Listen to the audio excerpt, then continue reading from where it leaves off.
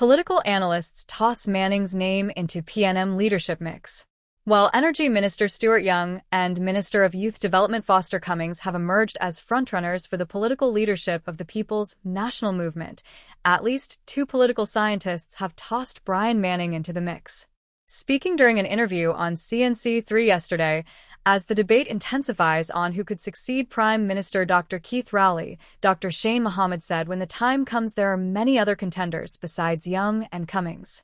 Although Young and Cummings have recently been in the spotlight, Mohammed believes neither minister has demonstrated the necessary leadership qualities.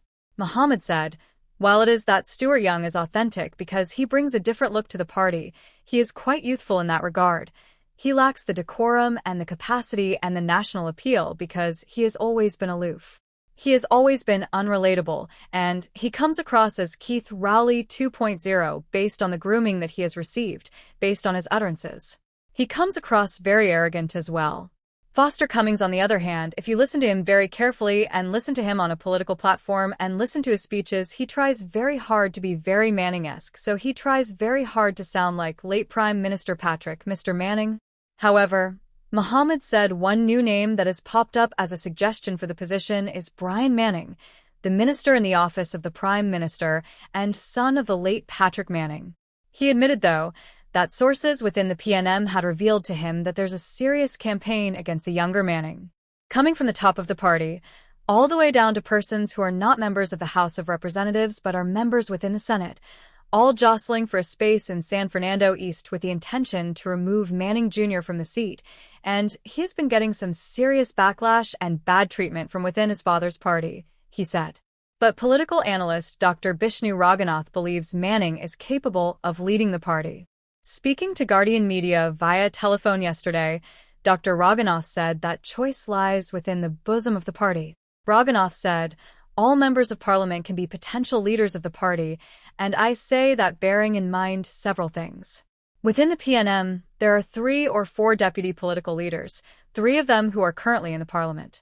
The mere fact that the political leader would have chosen these people as deputies would suggest that he has confidence in them to be a deputy political leader.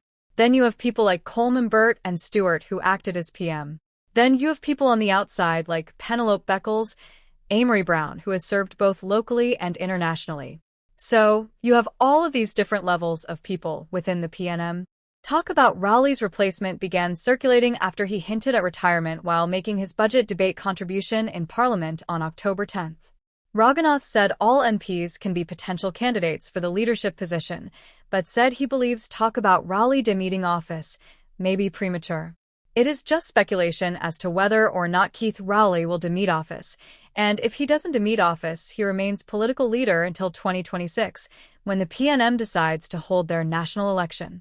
That is assuming he, Dr. Rowley, is going to hold on, he said.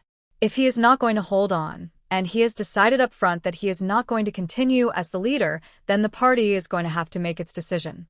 The leadership, with the support of the party, will have to make that decision as to whether they will allow Keith Rowley to anoint a successor, or whether they will follow the constitution of the PNM, the membership to elect a leader.